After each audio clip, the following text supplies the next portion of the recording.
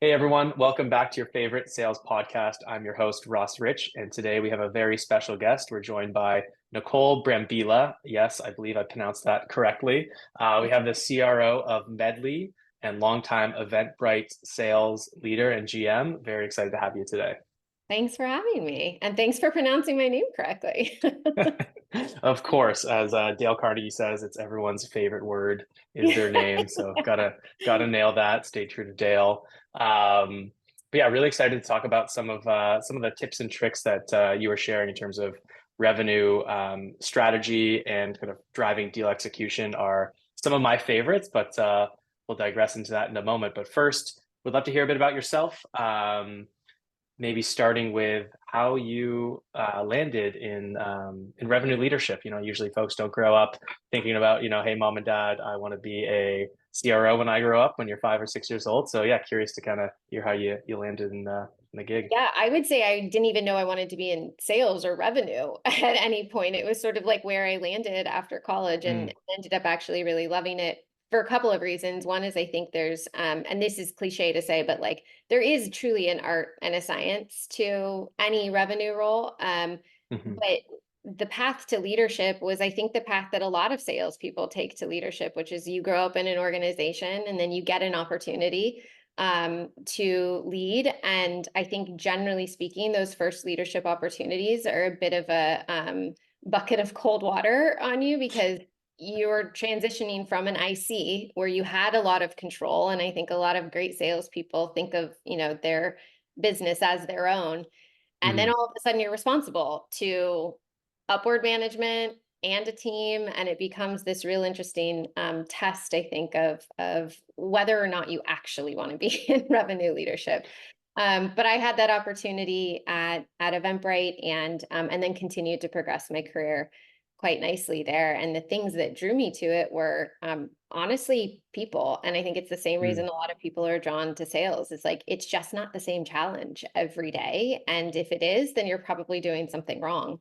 But that's what initially drew me to leadership. And then it's been, I tell people all the time that are interested in leadership, leading a sales org, a revenue org, or really anything is the hardest sales job I've ever had. Selling to a mm. customer is much easier. Selling to an organization, whether that's your team and building culture or a board, et cetera, is much harder.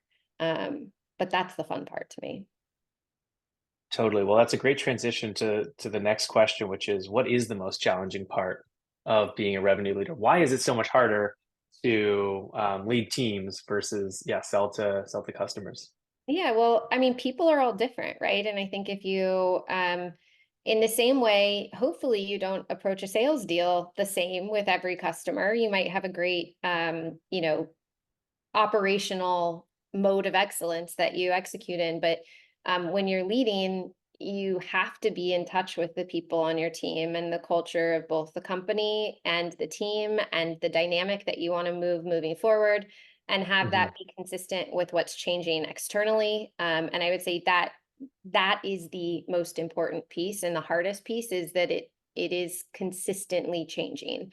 Um, Again, not every person is the same, not every environment is the same, and it's the hardest part. But if you like to manage a bit of chaos, then it can also be the really really fun part. And I think the most rewarding part is when you're in a leadership role, you get to watch other people that you've worked with go out and build these amazing careers and do things. And um, it's lovely to work with people that are smarter than you and that end up discovering things that you just didn't have the ability to. And so that to me is it's the hardest part is the change part because it's constant, but the hmm reward is that there's so many interesting dynamics that come out of it.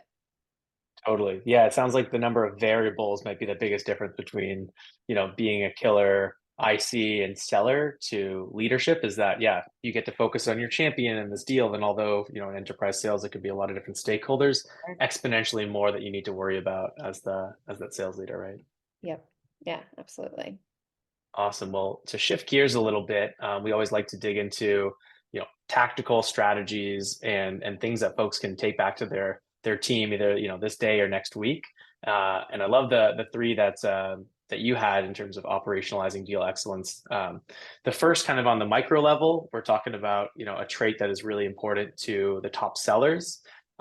Second is more, I think, around process and rigor, and you already mentioned kind of the art and science of sales. And then third is, something that I think is very comes down to intuition, and you really don't know if people have this until they start, or even really like 3, 6, 9 months into their role. So tease those a little bit. We'll start with the first one, which is kind of, I think, the one of the top traits for a rep. Maybe for me, slightly after grit, would be curiosity, Mhm. especially in discovery. So curious to get your take on why that would be your kind of number one focus as a revenue leader.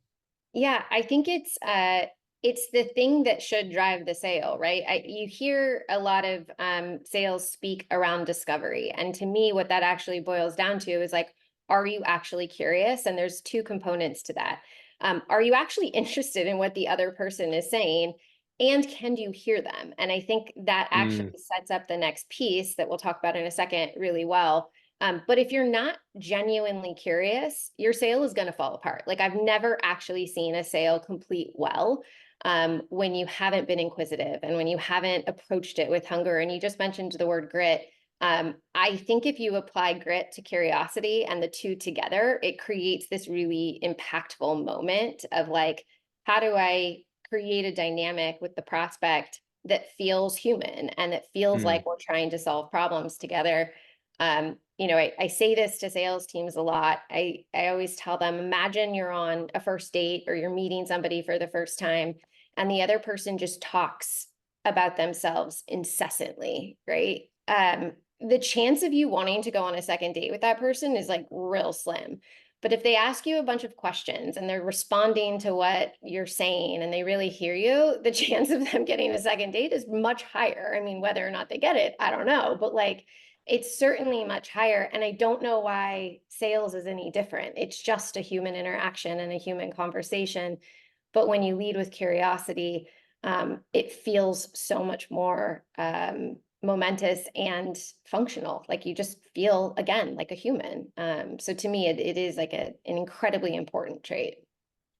totally. So I guess the follow-up question would be, then why do so many people get this wrong, right? Like I think if you were to listen to, you were to pick a sales manager from a random team and hear 10 reps get on customer calls, I feel like you might get one or two that do this excellent, maybe a couple more that do this okay, and then the rest not quite. And what is that gap between?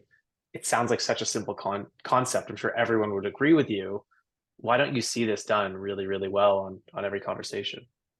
I think there's two things. I think, and when you're getting trained as a salesperson, you get trained with all these sort of steps involved in your sales process. And so I think your head potentially gets ahead of itself a little bit, and you're Mhm. thinking of the next step, and you're not actively present in the moment. And so you don't have the opportunity to actually be curious, but it's all underlined with, can you listen? And I think Mm, if you don't have the ability to listen, then you can't also have the ability to be curious. But I would say the recommendation in all of that is like it's one step in front of the other. Like you can't actually get to the finish line by just throwing yourself across it, right?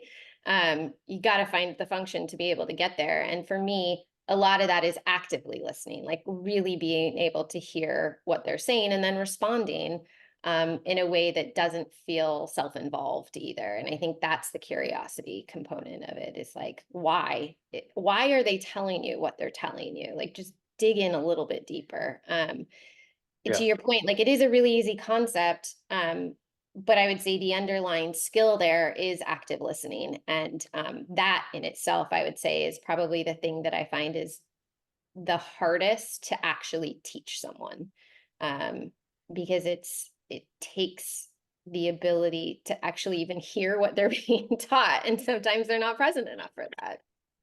totally. I think what you said just really resonated in terms of what is the blocker to folks being present, and it's thinking about that process. And I don't think I, I'm a huge fan of process in sales, but I think it's about not being extremely competent when it comes to process. Because if you have to think about it, if it's not innate, if you haven't studied it and deeply understand how to go from A to Z on a deal, you need to be conscious of the process, and it really needs to be unconscious. And it sounds very unintuitive to be like, hey, get better at the process so you can actually do the Right. kind of art stuff more.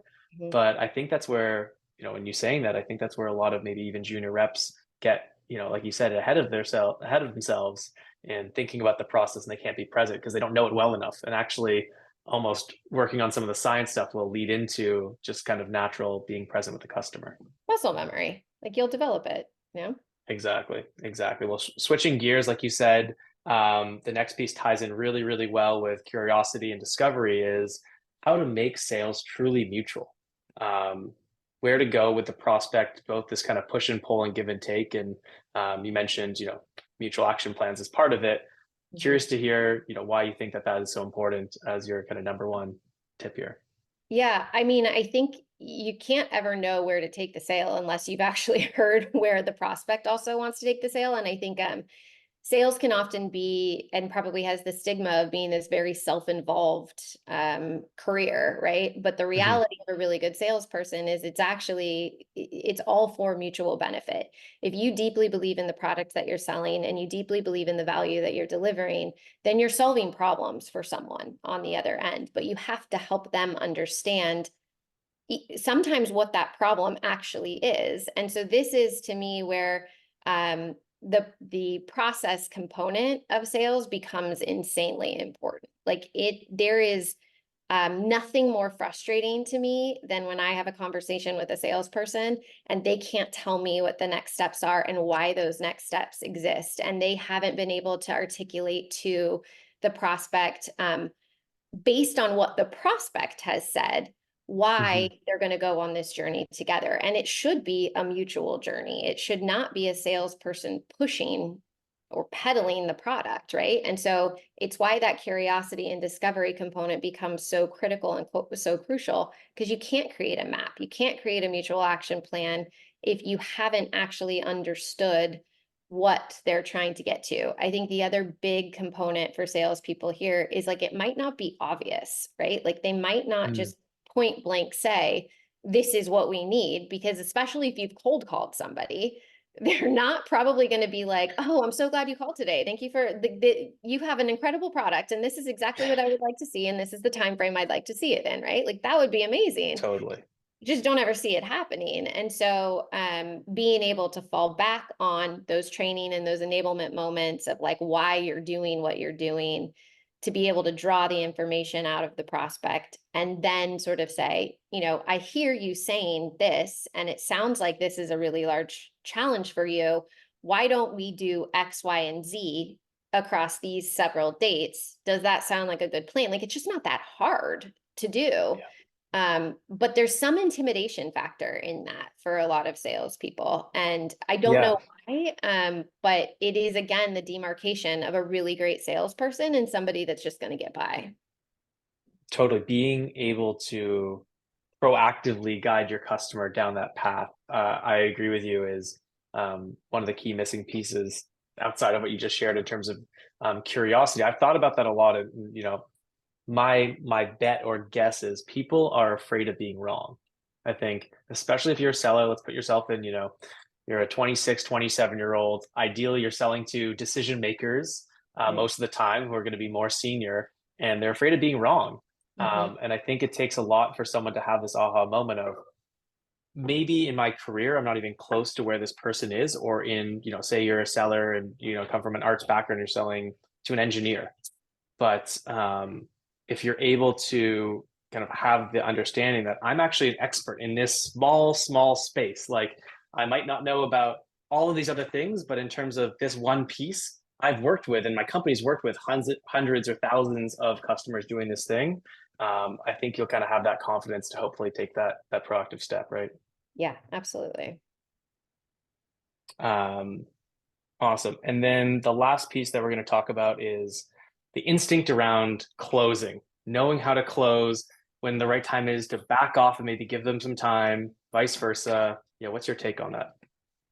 Yeah, so I would say, there's this saying in sales, like always be closing. And I actually firmly believe that, but I actually believe it in terms of two sides of the coin. One is there's a close that's a close down. Like there's a no often Mm, involved, right? And then there's a yes. And there's a caveat to that, which I always think that a no is a no for a moment in time. It's not mm, necessarily a no forever. And if you're unwilling to accept that you might get a yes at a later date, then you're going to have a hard time building your pipeline over time as well, right? Because or even learning or taking away. And the other big component of that is if you're not asking why the no exists, then you can't objection handle in the first place. And oftentimes you can change that no to a yes. But I think that the thing that I find oftentimes with salespeople is they're thinking only about the finish line. And to me, the close is every step of the way. Like you are literally closing every step of the sales process. The win will happen if you can get to the last step of this of hmm. the deal. So you're looking for the yes in every instance. And that is actually the win, not just the close lost or the close won, but the yes in sure, I'm happy to spend more time with you. Or yeah, why don't I bring in, my CFO? Or like that's a win. And like take it as a win and look for it in every single call because that's what builds your next step, right? Like that's what leads to the point that we just talked The about momentum that you need to build to get to exactly, that, right? And it feels that big good. It yes. feels a Yeah. lot better than being like, oh, I just shoved this down, a square peg into a round hole and I gotta know, like, how did that happen? But I think that to be able to your point, like have an instinctual ability to understand when you can close takes practice. And it takes all of the components of the process portion of sales plus the skill portion of sales and then just the human interest component of like really trying to uncover the why um, that will then lead you to being able to know how and when to close. But again, I don't think about it as closing a deal. I think about it as closing the next step to then try and figure out if you can close the deal.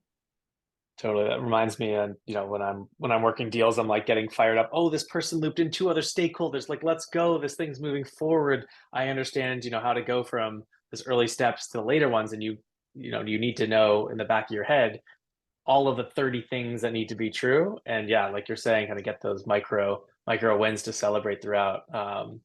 That's yeah, I love that. And the other piece is, what do you think is more frustrating? Either someone that is too easy to give up on a deal at the first no, or vice versa. It's really a no, and the timing's off, and they really keep pushing. What do you think is kind of the tougher thing to It's coach a really a good rep around? question. I probably get more frustrated with the latter than I do with the former. Usually because there's an ability to manage the former that allows you to go back to the deal and try and ignite it. In Mm, the former, you're sort of like, I don't know, like this thing is dead. Like there is, I don't know how many different ways you could hear a no. And to me, that's usually caused from a desperate moment. And it usually relates back to end of quarter, end of month, whatever, however your quota works, right?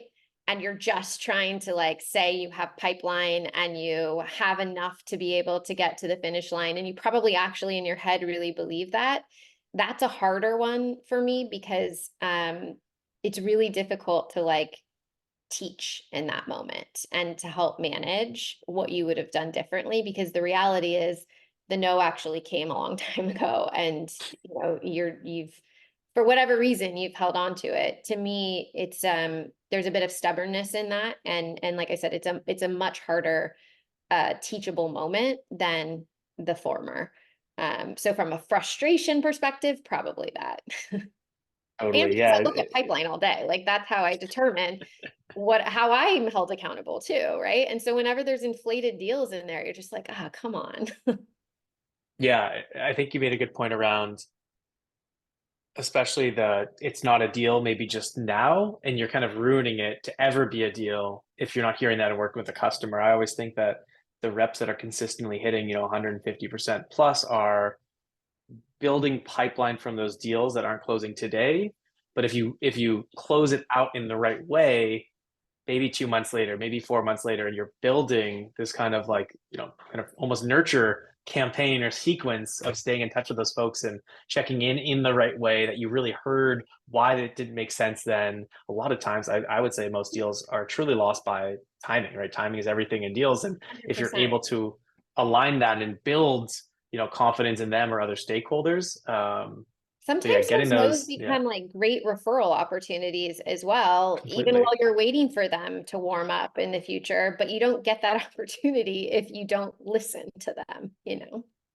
Totally. And then, yeah, and then we come full circle back to active listening and curiosity, which I think is a great, yeah, great kind of transition back. Maybe I'll do a quick recap for those listening. The first thing that we talked about was doing really strong discovery through just being a human and actively listening, and great discovery, which ties in super well to um, a deal truly being mutual and understanding the steps of the process and really listening to them to walk them through and be proactive, which I think a lot of folks struggle with due to that kind of confidence reason and afraid of being wrong. And then last piece is kind of instinct around closing. And it's okay if it doesn't happen now, especially if you can maintain that relationship and really understand why, instead of just, kind of pushing maybe too hard and then never getting that back, and it really hurts the reputation of the company as well, and the brand.